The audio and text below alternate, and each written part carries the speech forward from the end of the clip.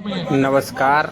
आज शहीद रामानंद सिंह के 46वीं पुण्यतिथि रीवा के बड़ा मैदान में धूमधाम से मनाई गई, जिसमें कांग्रेस नेता कुंवर सिंह द्वारा गरजे और कहा, जब तक एकजुट नहीं होंगे तब तक कोई कार्य संभव नहीं है। अगर कार्य करना है या कराना है तो आपको एकजुट ही रहना है। काम करते हैं। सिमरिया अंचल धाम से आते हैं हमारे बीच में वरिष्ठ समाज सेवी आदरणीय कुंवर सिंह। सभी कोई देखे होंगे कि मौसम में बताया कि आज शहीद रामानंद सिंह जी की पुण्यतिथि थी।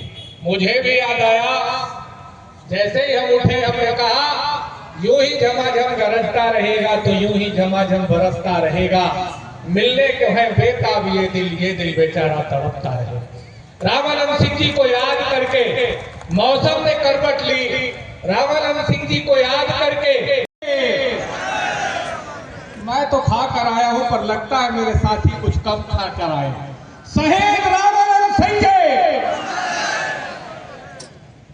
ये हुंकार, ये ललकार आप किसी भी 50 साल के व्यक्ति से पूछिए कि रीवा जिले में रामानंद सिंह जी को जानते हैं, तो वो किसी भी जाति का हो, धर्म का हो, समाज का हो, ये जरूर कहेगा कि ऐसी शख्सियत थी जिसने हमारे लिए न्याय की लड़ाई लड़ी। वो ऐसी शख्सियत थी जिसने ताकतों से मुकाबला करने का काम किया, जो कई हजार सालों से यहाँ पर अपना अंगद की तरह पांव जमाए हुए बैठे थे। रामानंद सिंह जी वो शख्सियत थे जिसने रीवा की धरती को यह बता दिया कि हम भी हैं और अन्याय, जोर जुर्म आप करोगे तो हम आपके खिलाफ लड़ाई लड़ेंगे। उनको याद करते हुए याद आता है कि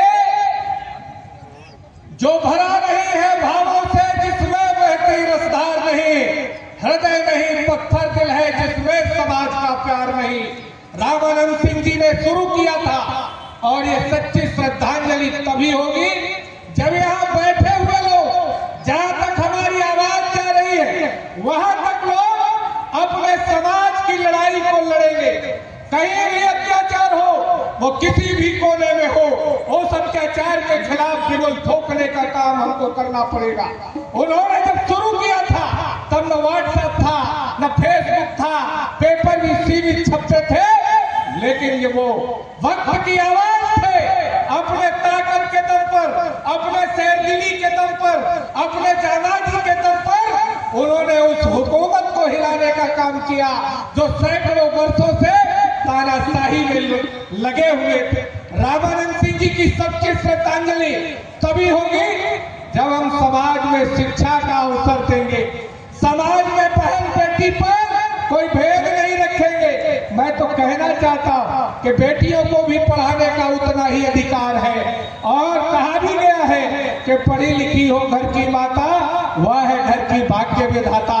बेटियों को पढ़ाइए, चौखट से बाहर निकालिए। यह समाज गुलामों का समाज नहीं है। मैं आप सबसे इसलिए कहना चाहता हूं कि यह समाज की बैठक है, समाज गंगा होती है। मैं कुछ बात खराब बोलूंगा, क्षमा मांग लूंगा, पर आपसे दुआ मांगता हूं, आपसे प्रार्थना करता हूं, आपसे इजहार करता हूं, आपसे आशा करता हूं कि समाज को आगे बढ़ाने में जितना मर्द का हाथ है उतना बेटी का भी हाथ है। आप सब पीछे मत करिए। हम पुरुषवादी सोच के लोग सोचते हैं। ये बात इसलिए कह रहा हूं कि यहाँ पर जितने आयोजकगण हैं, मैं उन सबको बधाई देते हुए ये कहना चाहता हूं कि कुछ समाज की बेटियां भी, कुछ समाज के लोग भी हैं। आप सबको मौका दीजिए। आपने कोशिश की, इसके लिए आपको धन्यवाद। आपने शुरुआत की, इसके लिए आपको कोटि धन्यवाद। आपने आरंभ किया, यह आपके लिए धन्यवाद के काबिल है। आपने पूरी बिगुल बजाया, रामानंद सिंह जी के लिए ये तारीफ के काबिल।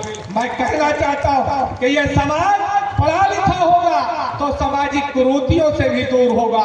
यह समाज पढ़ा लिखा होगा तो नौकरी करेगा, आईएएस बनेगा, कलेक्टर बनेगा, एसपी बनेगा।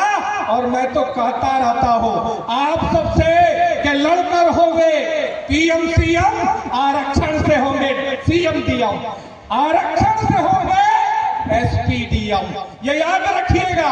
पढ़ने लिखने से पढ़ लिख कर तो आप राजनीति में सफल हो जाएंगे। यहाँ योद्धा बैठे हैं राजनीति में सफल होकर, लेकिन यदि आप आरक्षण का सहारा नहीं लेंगे तो एसपी डीएम नहीं बन पाएंगे। आपसे इसलिए कह रहा हूं कि हम लोग समाज की जब डिबेट में बैठते हैं तो लोग जब कह देते हैं कि आपको आरक्षण मिलता है तो हमारे लोग शांत हो जाते हैं।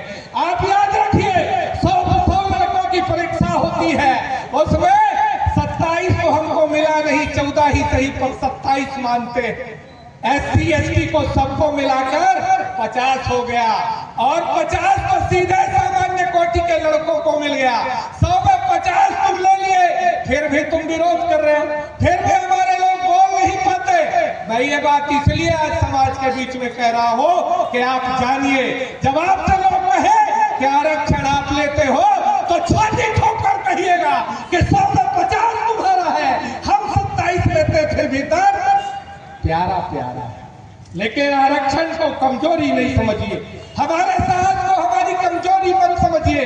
साहसी है हम, हमारा साहस समाज धरती माता की कोख को चीरता हुआ फसल उत्पादन करता है। इसका मतलब ये नहीं कि हम कमजोर, इसका मतलब ये नहीं कि हम बुज़दिल हैं। ये हमारा साहस है और साहस को कायम रखते हुए हम अधिकारों को लेना चाहते हैं। आप सबसे इसलिए ये बात कहना चाहता हूं कि आरक्षण को आज मध्य प्रदेश नहीं देश के अंदर लोगों ने ट्रेंड चला दिया, लोगों ने ट्रेंड चला दिया है। इसलिए जानना जरूरी है कि सामाजिक समानता होनी चाहिए। सामाजिक समानता में आवश्यक है कि हमको भी बराबर भागीदारी। आज भागीदारी की अंगली आपने लिख कर रख दिया, आपने ट्रेंड चला दिया। आप जानिए कि हमारे हक को किसने खा लिया। देश के अंदर प्रथम वर्ग का जो यानी आईएएस या जो प्रथम श्रेणी की नौकरी, उसमें 74% पिछड़े वर्ग की वैकेंसियां खाली। मैं आप सबके माध्यम से इसलिए कहना चाहता हूं कि जब हमारा बेटा गांव की गली में कूचे में गुजरेगा, अपने अधिकार को जानेगा तो अपनी आवाज उठाएगा कि हमारे लोग नौकरी में पीछे हैं, हमको बराबर की भागीदारी चाहिए। प्रथम श्रेणी में 74%, सेकंड श्रेणी में 62%, तृतीय श्रेणी में 76%। एवरेज लगाइए, हमारे लोगों को नौकरी में 60% जगह खाली और आप तो 100% भरे हो 20% और रहते हो 80% में, फिर भी ये हाल। मैं आप सबसे इसलिए कहना चाहता हूँ कि जो दिखता है वो दिखता है। आज जब हम आ रहे थे हमने देखा बस स्टैंड के पास एक बड़ी सी फ्लैक्सी प्रदीप सिंह गुड्डू की लगी। मेरी छाती इसलिए चौड़ी हो गई कि हिम्मत तो है समाज में जिसमें फुटबॉल फूका। यह क्रांतिकारियों का परिषद है जिसमें रीवा जिले नहीं संभाग को ये बताने की कोशिश की कि शहीद रामानंद सिंह का खून निकला है। मैं धन्यवाद देना चाहता हूँ। उबाल है खून में और उबाल खून में होना चाहिए।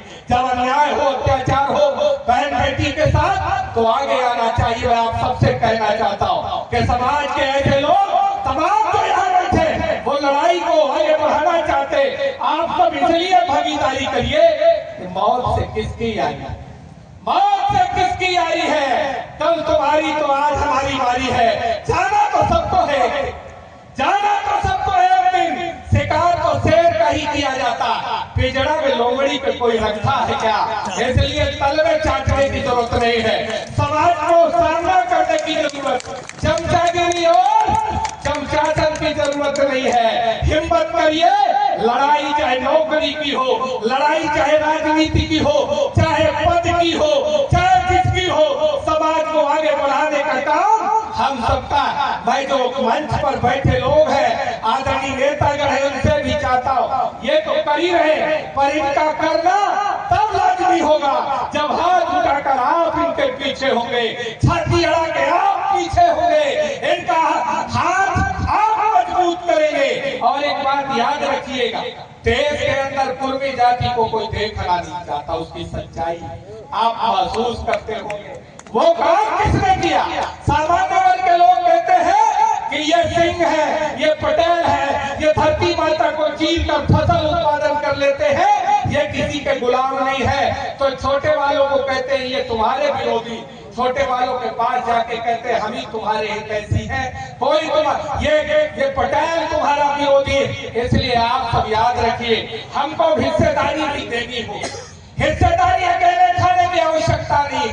दीपक भाई पीछे खड़े हैं, पर 1-2 मिनट और लेना चाहता हूँ कि हिस्सेदारी लेनी पड़ेगी, हिस्सेदारी देनी भी पड़ेगी। यदि लेना अच्छा लगता है तो देना भी चाहिए, क्योंकि किसी भी लड़ाई को बगिया में फूल वही अच्छा होता है, यानी बगिया वही अच्छी होती है जिसमें सारे किस्म के फूल, बगिया वही अच्छी होती है ना कि सब फूल अच्छे हो। तो वो समाज भी अच्छा वही है जिसमें गरीब, पिछड़ा, दलित आप सब एक साथ हो जाए। और आप याद रखिएगा, इस देश के अंदर लड़ने वाले को, यानी इस देश में जो आंख दिखाता है उसी को अधिकार दिया जाता है, जो भागता है उसको अधिकार नहीं दिया जाता, उसका छीना जाता है, उसकी बेटियों के साथ बलात्कार होते।